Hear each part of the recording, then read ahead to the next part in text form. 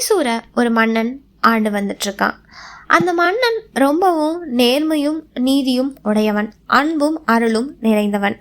அவன் ஒரு சமயம் காட்டுக்கு வேட்டையாட போயிட்டுருக்கான். வழியில் பார்த்தா ஒரு வயதான விறகு வெட்டி ஒருத்தர் தலையில் விறகுகளை சுமந்தபடி வந்துக்கிட்டு இருக்காரு.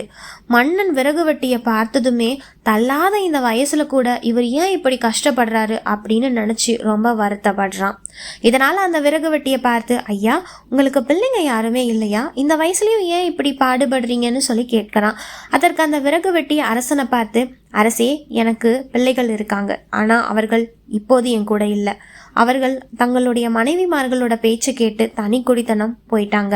இப்பொழுது வீட்டில் நானும் என் மனைவி மட்டும்தான் இருக்கோம். அதனால் நான் இப்படி பாடுபடிபடி ஆகிருச்சு. இதை கேட்ட உடனே அரசனுக்கு ரொம்ப கஷ்டமாயிடுச்சு. எப்படியாச்சும் இந்த விறகு வெட்டியோட துன்பத்தை போக்கணுமே அப்படிங்கிறத யோசிச்சு தன்னோட நாட்டில் உள்ள ஒரு சந்தன காட்டோட ஒரு பகுதியை அந்த விறகு வெட்டிக்கு தானமாக அரசர் வழங்குறாரு. இப்போ இதனால் அந்த விறகு வெட்டி ரொம்ப பெரிய மகிழ்ச்சி அடைகிறாரு. ஏன்னா அரசரும் அந்த விறகு வெட்டிக்கு தன்னுடைய சந்தன காட்டை நன்கொடையாக கொடுத்ததுல அவ்வளவு சந்தோஷம். ஏன்னா கிழவனான இவர் அந்த சந்தன மரங்களை வெட்டி விற்று அவருடைய வாழ்க்கையில் எல்லா தேவையும் போக்கிப்பார் இல்லையா.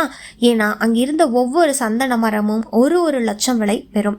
இதை கொண்டு அவர் வீடு நிலம் எல்லாமே வாங்கி வசதியாக ரொம்ப சந்தோஷமாக வாழலான்னு அரசர் நினச்சி ரொம்ப சந்தோஷமாக அவர் போகிறாரு. இப்படியே பல ஆண்டுகள் கடந்து போயிடுது. அரசன் மறுபடியும் வேட்டைக்கு போகிறாரு. அப்போது அவருடைய எதிரில் ஒரு செல்வர் ஒருத்தர் வராரு. அந்த செல்வந்தரை பார்த்த உடனே மக்கள் எல்லாரும் அவருக்கு அவ்வளோ மரியாதை கொடுக்குறாங்க. இதை பார்த்த உடனே அரசன் அந்த பெரியவர் யார் அப்படிங்கிற பார்த்துட்டு அவர் அரண்மனைக்கு கூட்டிகிட்டு வாங்க அப்படின்னு சொல்லி காவலர்களை அனுப்புகிறாரு. இப்போ அந்த பெரியவரும் அரசரோட ஆணைக்கு கட்டுப்பட்டு மன்னர் முன்னாடி நிற்கிறாரு. அரசர் அந்த பெரியவரை பார்த்து, ஐயா பெரியவரே, நீங்கள் யார்? உங்களுக்கு இந்த நாட்டு மக்களுக்கு ரொம்ப பெருசாக மரியாதை கொடுக்குறாங்களே, என்ன காரணம் அப்படின்னு சொல்லிட்டு கேட்குறாரு. உடனே அந்த பெரியவர் மன்னவரை பார்த்து சொல்கிறாரு, அரசே, என்ன உங்களுக்கு தெரியலையா? பல ஆண்டுகளுக்கு முன்னாடி உங்ககிட்ட அறிமுகமான விறகு வெட்டி தான் நான். ஏழ்மையில் வாடுவதை கண்டு சந்தனக்கட்டை காட்டையே எனக்கு நீங்கள் தானமாக வழங்குனீங்கள, நான் அந்த மரங்களை வெட்டி நல்ல விலைக்கு விற்று பெரும் பணக்காரனான அப்படின்னு சொல்கிறாரு. இதை கேட்ட உடனே அரசருக்கு ரொம்ப ரொம்ப சந்தோஷம். ஆனாலுமே பிறகு அவருக்கு ஒரு சந்தேகம் வருது. மறுபடியும் அந்த பெரியவரை பார்த்து, மக்கள் ஏன் உங்களை இவ்வளோ ரொம்ப மதிக்கிறாங்க, அதுக்கான காரணம் என்ன அப்படின்னு சொல்லி கேட்குறாரு. அதற்கு அந்த பெரியவர் சொல்கிறாரு, அரசே, எனக்கு கிடைச்ச பெரும் பணத்தில் நான் பல ஏழை எளியவர்கள் பயன்பெறும்படி பள்ளிக்கூடம், மருத்துவமனை எல்லாம் கட்டியிருக்கேன்.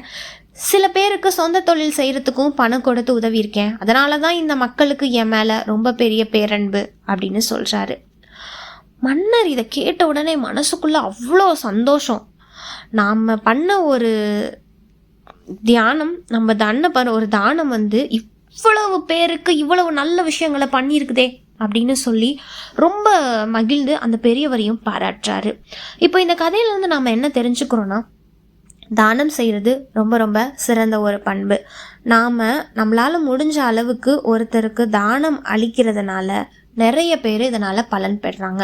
அதனால் நம்மக்கிட்ட இருக்கிறத நம்ம மற்றவங்க கிட்ட பகிர்ந்துக்கிட்டு நாமளும் சரி, நம்மளை சுற்றி இருக்கவங்களையும் சரி ரொம்ப சந்தோஷமாக சேர்ந்து வாழலாம். இந்த கதை பிடிச்சிருந்துச்சுன்னா கண்டிப்பாக என்னோட சேனலை லைக் அண்ட் சப்ஸ்கிரைப் பண்ணிவிடுங்க.